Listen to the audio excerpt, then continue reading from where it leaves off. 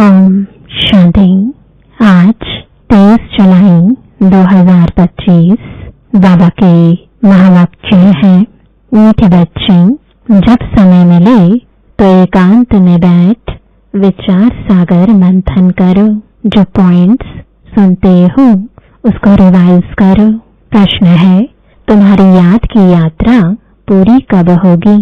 उत्तर है, जब तुम्हारी कोई भी कर्मेंद्रियां धोखा ना दे, कर्मातीत अवस्था हो जाए, तब याद की यात्रा पूरी होगी।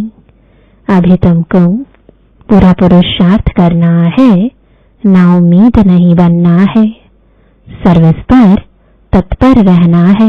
ओम शांति। मीठे मीठे बच्चे आत्म अभिमानी होकर बैठे हो। बच्चे समझते हैं आधा कल्प हम देही अभिमानी रहे हैं। अब देही अभिमानी हो रहने के लिए मेहनत करनी पड़ती है। बाप आकर समझाते हैं, अपने को आत्मा समझकर बैठो, तब ही बाप याद आएगा, नहीं तो भूल जाएंगे। याद नहीं करेंगे तो यात्रा कैसे कर सकेंगे? पाप कैसे कटेंगे? घाटा पड़ जाएगा। यह तो घड़ी घड़ी याद करो, यह है मुख्य बात। बाकी तो बाप अनेक प्रकार की युक्तियां बतलाते हैं। रॉन्ग क्या है, राइट क्या है, वह भी समझाया है।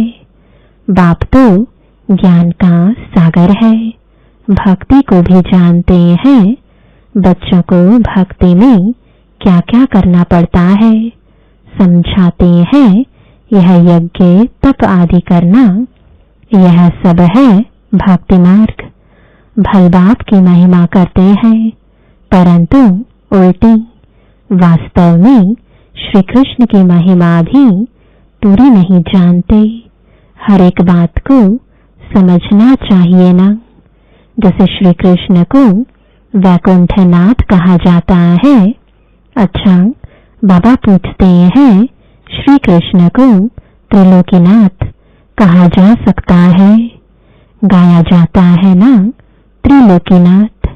अब त्रिलोकी के नाथ अर्थात तीन लोक, मूल वतन, सूक्ष्म वतन, स्थूल वतन। तुम बच्चों को समझाया जाता है, तुम ब्रह्मांड के भी मालिक हो। श्री कृष्ण ऐसे समझते होंगे कि हम ब्रह्मांड के मालिक हैं। नहीं, वह तो वैकुंठ में थे। वैकुंठ कहा जाता है स्वर्ग, नई दुनिया को। तो वास्तव में त्रिलोकीनाथ कोई भी है नहीं। बाप राइट बात समझाते हैं। तीन लोक तो है, ब्रह्मांड का मालिक शिव बाबा भी है, तुम भी हो। सूक्ष्म वतन की तो बात ही नहीं। स्थूल वतन में भी वह मालिक नहीं है। न स्वर्ग का न नर्क का मालिक है। श्री कृष्ण है स्वर्ग का मालिक। नर्क का मालिक है रावण। इनको रावण राज्य, आसुरी राज्य कहा जाता है। मनुष्य कहते भी हैं, परंतु समझते नहीं है। तुम बच्चों को बाप बैठ समझाते हैं। रावण को 10 शीश देते हैं। 5 विकार स्त्री के, 5 विकार पुरुष के। अब 5 विकार तो सबके लिए है, सब है ही रावण राज्य में।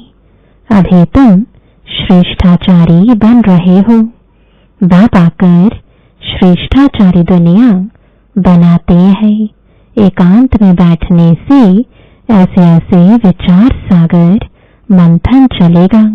उस पढ़ाई के लिए भी स्टूडेंट एकांत में किताब ले जाकर पढ़ते हैं। तुमको किताब तो पढ़ने की दरकार नहीं। हाँ, तुम पॉइंट्स नोट करते हो, इसको फिर रिवाइज करना चाहिए। यह बड़ी गुह्य बातें हैं समझने की। बाप कहते हैं ना, आज तुमको गुह्य ते गुह्य नए नए पॉइंट्स समझाता हूँ। पारसपुरी के मालिक तो लक्ष्मी नारायण है। ऐसे भी नहीं कहेंगे कि विष्णु है। विष्णु को भी समझते नहीं है कि यही लक्ष्मी नारायण है। अभी तुम शॉर्ट में इन ऑब्जेक्ट समझाते हो। ब्रह्मा सरस्वती कोई आपस में मेल फीमेल नहीं है। यह तो प्रजापिता ब्रह्मा है ना। प्रजापिता ब्रह्मा को ग्रेट ग्रेट ग्रैंडफादर कह सकते हैं। शिव बाबा को सिर्फ बाबा ही कहेंगे, बाकी सब हैं ब्रदर्स। इतने सब ब्रह्मा के बच्चे हैं। सबको मालूम है हम भगवान के बच्चे ब्रदर्स हो गए, परंतु वह है निराकारी दुनिया में। अभी तुम ब्राह्मण बने हो। नई दुनिया सतयुग को कहा जाता है। इनका नाम फिर पुरुषोत्तम संगम युग रखा है। सतयुग में होते ही है पुरुषोत्तम।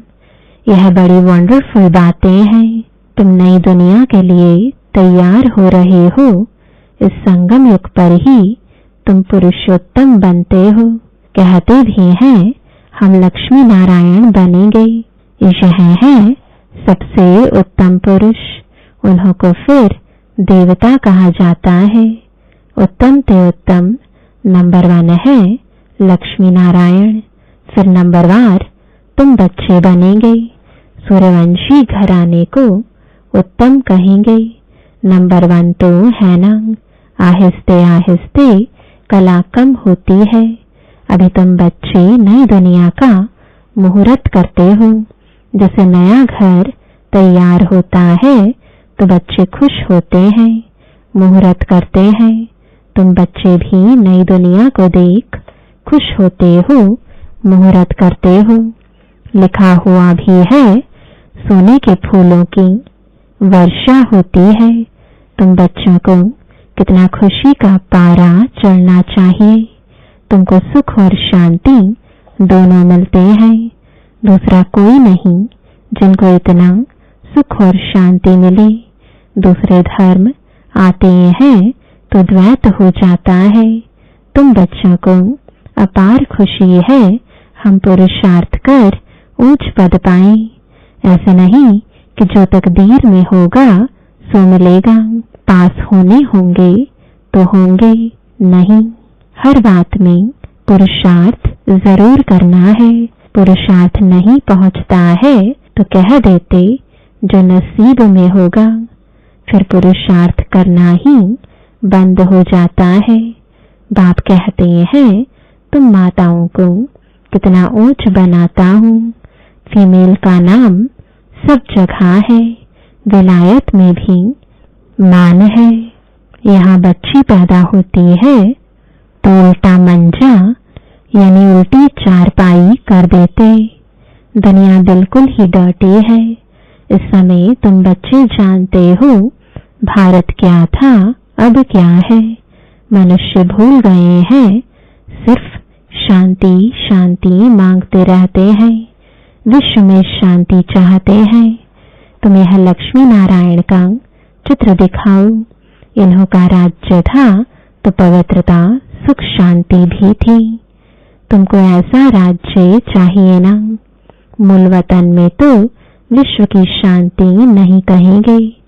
विश्व में शांति तो यहाँ होगी ना। देवताओं का राज्य सारे विश्व में था। मूल वतन तो है आत्माओं की दुनिया।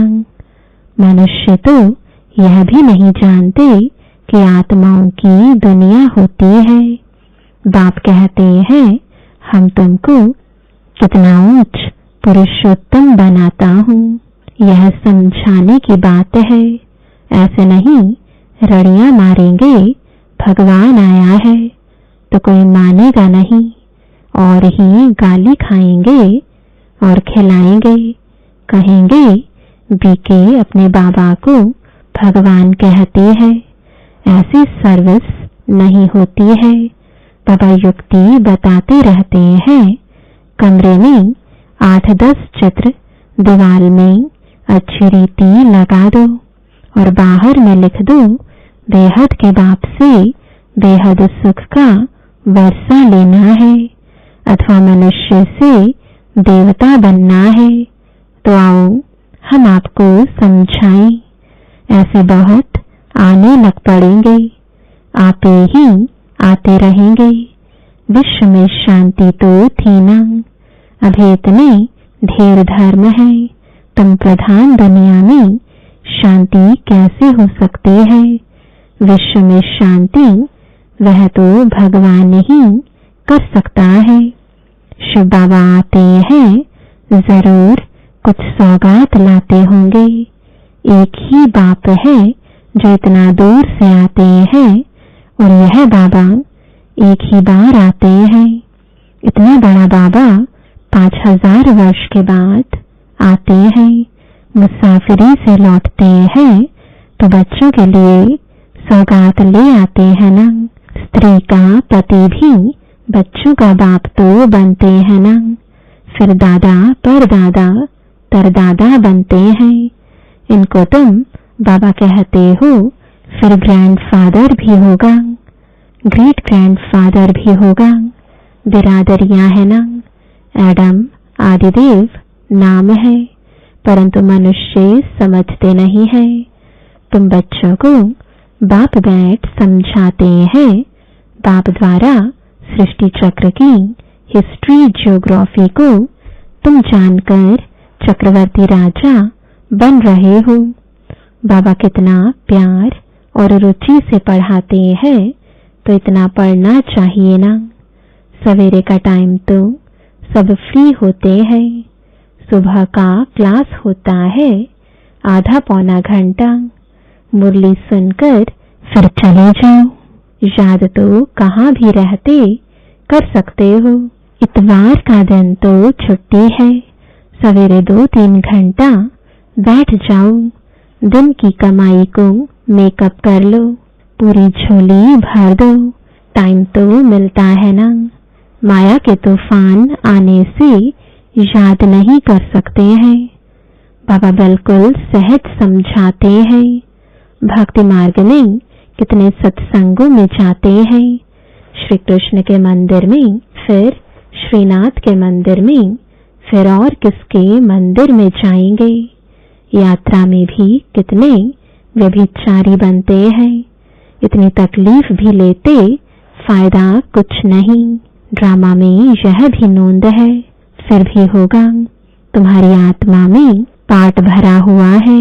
सतयुग त्रेता में जो पाठ कल्प पहले बचाया है, वही बचाएंगे। मोटी बुद्धि यह भी नहीं समझते हैं। जो महीन बुद्धि है, वही अच्छी रीति समझकर समझा सकते हैं।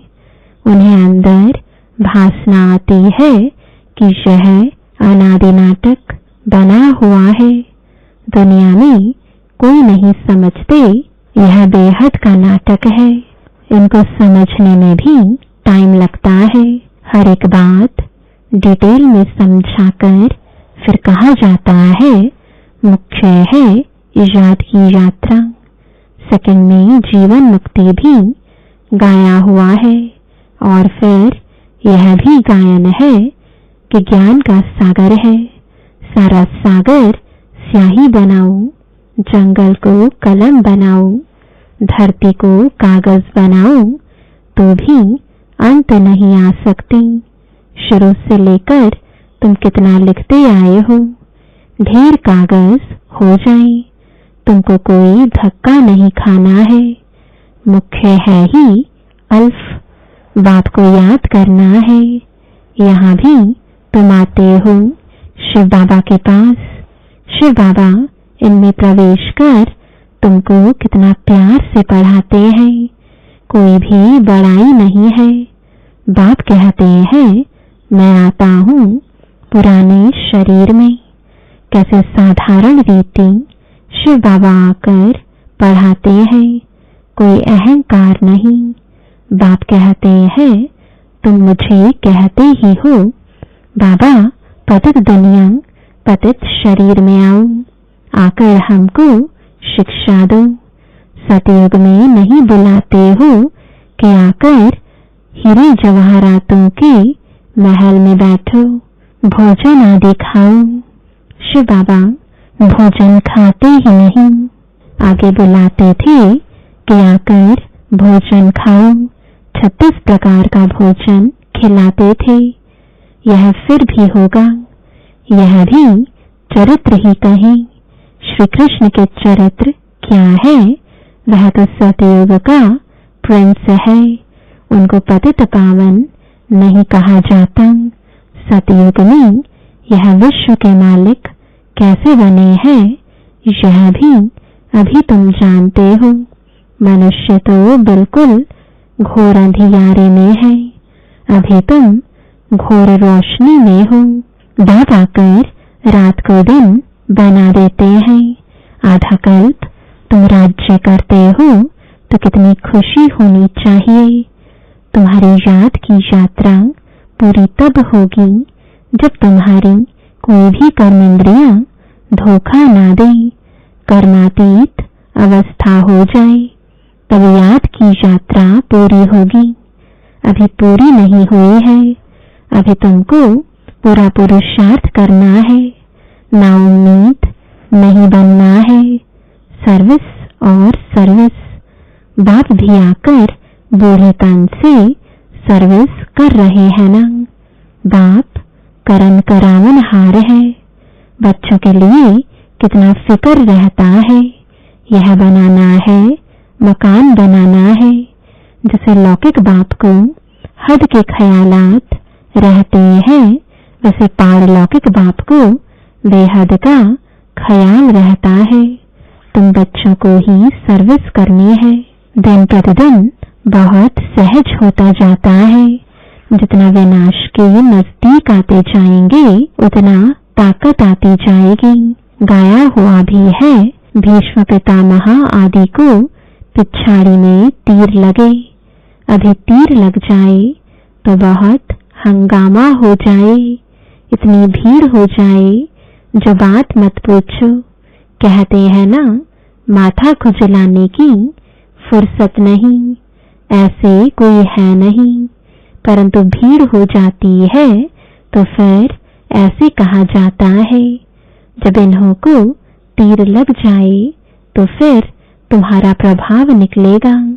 सब बच्चों को बाप का परिचय मिलना तो है। तुम 3 पैर पृथ्वी में भी यह अविनाशी हॉस्पिटल और गॉडली यूनिवर्सिटी खोल सकते हो।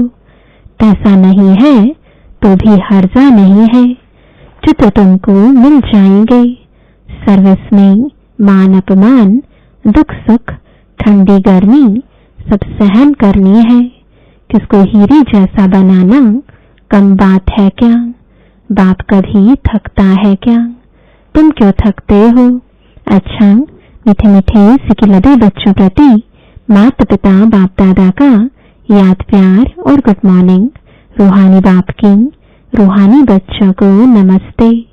रूहानी बच्चों की रूहानी बाप दादा को गुड मॉर्निंग और नमस्ते। धारणा के लिए मुख्य सार है, पहला, सवेरे के समय आधा पौना घंटा बहुत प्यार व रुचि से पढ़ाई पढ़नी है। बाप की याद में रहना है। याद का ऐसा पुरुषार्थ हो जो सब कर्मेंद्रियां वश में हो जाएं। दूसरा, सर्विस में दुख सुख, मान अपमान, गर्मी ठंडी सब कुछ सहन करना है। कभी भी सर्विस में थकना नहीं है। 3 पैर पृथ्वी में भी हॉस्पिटल कम यूनिवर्सिटी खोल हीरे जैसा बनाने की सेवा करनी है। वरदान है, सच्चे आत्मिक स्नेह की अनुभूति कराने वाले मास्टर स्नेह के सागर भव। जैसे सागर के किनारे जाते हैं तो शीतलता का अनुभव होता है, ऐसे आप बच्चे मास्टर स्नेह के सागर बनो तो जो भी आत्मा आपके सामने आए वो अनुभव करे कि स्नेह के मास्टर सागर की लहरें स्नेह की अनुभूति करा रही हैं। क्योंकि आज की दुनिया सच्ची आत्मिक स्नेह की भूखी है। स्वार्थी स्नेह देख देख उस स्नेह से दिल उपराम हो गई है। इसलिए आत्मिक स्नेह की थोड़ी सी घड़ियों की अनुभूति को भी जीवन का सहारा समझेंगे। स्लोगन है, ज्ञान धन से भरपूर रहो तो स्थूल धन की प्राप्ति स्वतः होती रहेगी। आज का अव्यक्त इशारा, संकल्पों की शक्ति जमा कर श्रेष्ठ सेवा के निमित्त बनो। जैसे सतयुगी सृष्टि के लिए कहते हैं कि एक राज्य एक धर्म है, ऐसे ही अब स्वराज्य में भी एक राज्य अर्थात स्व के इशारे पर सभी चलने वाले हो। मन अपनी मनमत न चलावे, बुद्धि अपनी निर्णय शक्ति की हलचल न करे, संस्कार आत्मा को नाच नचाने वाले ना हो। तब कहेंगे एक धर्म एक राज्य। तो ऐसी कंट्रोलिंग पावर धारण कर लो, यही बेहद सेवा का साधन है। ओम शांति।